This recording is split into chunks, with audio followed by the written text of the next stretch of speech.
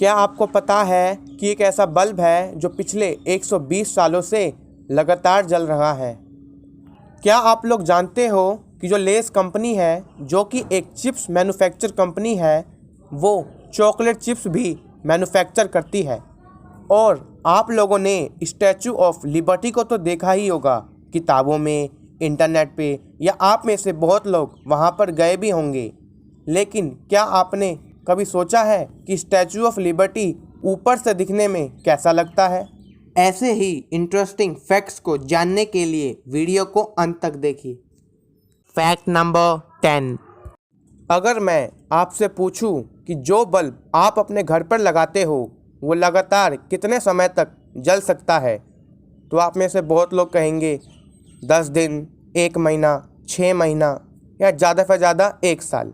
लेकिन क्या आपको पता है कि कैलिफोर्निया में एक ऐसा बल्ब है जो पिछले 120 सालों से लगातार जल रहा है? वो बल्ब 1901 में लगाया गया था और 1901 से लेके अब तक यानी 2020 यानी पिछले 120 सालों से लगातार जल रहा है।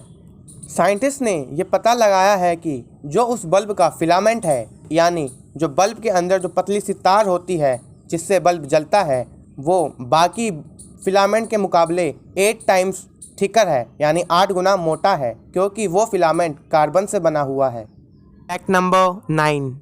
आप लोगों ने अपने स्कूल में ये कविता तो पढ़ी ही होगी कि मछली जल की रानी है, जीवन उसका पानी है, हाथ लगाओ डर जाएगी, बाहर निकालो मर जाएगी।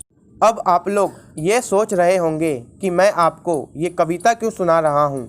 तो मैं आपको बता दूं कि आप बचपन से यही पढ़ते आ रहे हो कि जो मछली है उसका जीवन पानी है, अगर उसको बाहर निकालोगे तो वो मर जाएगी। लेकिन एक ऐसी टाइप की मछली होती है जो अपना लाइफ का 90% पार्ट पानी से बाहर बिताती है। अगर वो पानी के अंदर ज़्यादा देर तक रहेगी तो वो मर सकती है। उस मछली का नाम एम्फीबियन फिश है और उस मछली की इमेज आप इस स्क्रीन पर देख सकते हो। Fact number 8। आप लोगों को यह तो पता ही होगा कि जापान कितना एडवांस और डेवलप्ड कंट्री है, और आप में से बहुत लोगों को यह भी पता होगा कि सबसे ज़्यादा अर्थक्वेक जापान में ही आते हैं। लेकिन 2011 में जापान में 8.9 एम्पलीट्यूड का अर्थक्वेक आया था, जिसने अर्थ के मास को हिला दिया था और हमारे दिन को 1.8 माइक्रोसेकंड से कम कर दिया था। अब आप लोग सोच रहे होंगे कि 1.8 माइक्रोसेकंड बहुत ही कम होता है, तो आपको मैं बता दूं कि माइक्रो लेवल पे 1.8 माइक्रोसेकंड बहुत ज़्यादा होता है, जिससे अर्थ को नुकसान भी हो सकता था। Fact number 7। क्या आपने कभी ये सोचा है कि जब आप पेन खरीदते हो तो आप सबसे पहले क्या लिखते हो, ये चेक करने के लिए कि वो चल रहा है या नहीं? तो आपको मैं बता देता हूँ, 97% लोग सबसे पहले अपना नाम लिखते हैं, जो बाकी के 3% है वो कुछ और लिखते हैं। क्या आप बाकी के 3% लोगों में से हो? अगर हाँ तो नीचे कमेंट करके बताइए। Fact number 6। आप लोगों ने ब्रिज तो देखा ही होगा। अगर मैं आपसे पूछूं कि ब्रिज किस लिए बनाया जाता है, तो आप में से बहुत सारे लोग ये कहेंगे कि जो एक ब्रिज होता है वो किसी व्हीकल के आने जाने के लिए, इंसानों के आने जाने के लिए बनाया जाता है। लेकिन सिंगापुर में एक ऐसा ब्रिज है जिसका नाम इको ब्रिज है, और वो ब्रिज केवल एनिमल्स के आने जाने के लिए बनाया गया है, क्योंकि वो ब्रिज एक हाईवे के ऊपर बना हुआ है, जिससे एनिमल्स को रोड क्रॉस करने में बड़ी आसानी होती और वो रोड पर नहीं आएंगे, क्योंकि अगर वो रोड पर आएंगे तो उनकी जान को खतरा हो सकता है। इससे ये पता चलता है कि सिंगापुर एनिमल्स की कितनी केयर करता है। अब बात सिंगापुर की चल रही है तो अगला फैक्ट भी सिंगापुर के ही बारे में है। Fact number 5। आपको ये तो पता ही होगा, कुछ शहरों के निकनेम पड़ जाते हैं क्योंकि उन शहरों में कुछ अलग सी खूबियाँ होती हैं। जैसे जयपुर को पिंक सिटी, क्योंकि वहाँ पे अलग अलग पिंक कलर के मोन्यूमेंट्स हैं। उदयपुर को सिटी ऑफ लेक्स, क्योंकि वहाँ पे बहुत सारे लेक्स हैं।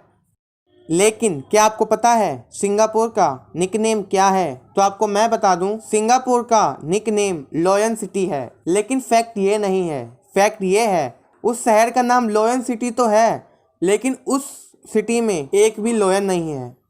फैक्ट नंबर 4, क्या आपने कभी ये सोचा है आसमान में जो सबसे ऊपर पक्षी उड़ता है, हाँ मैं ईगल की बात कर रहा हूँ, कि जो ईगल होती है उसकी आँख कितनी साफ हो सकती है।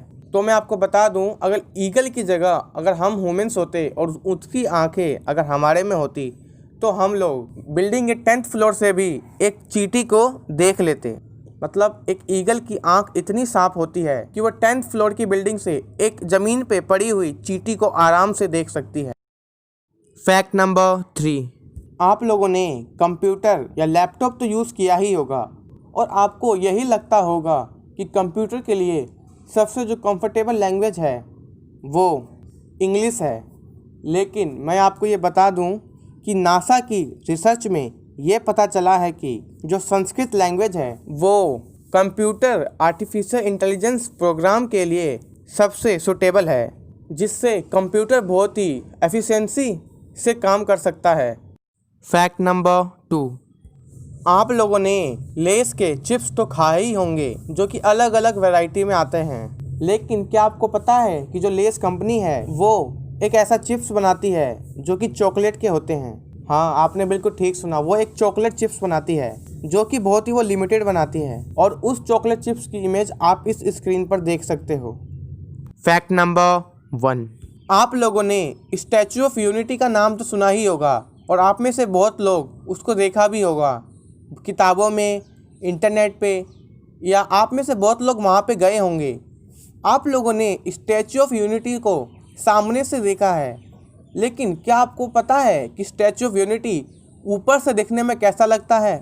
तो ज़रा इस इमेज को देखिए। स्टैचू ऑफ यूनिटी ऊपर से दिखने में कुछ ऐसा ही लगता है और ये इमेज जो स्टैचू ऑफ यूनिटी का जो मसाल है, मतलब जो टॉर्च है, वहाँ से 1916 में ली गई थी और 1916 से ही उस टॉर्च का दरवाज़ा बंद है, इसीलिए अब तक कोई वहाँ जा नहीं सका। दोस्तों, आज के लिए इतना ही। मिलते हैं आपसे अगली वीडियो में। जब तक के लिए जय हिंद।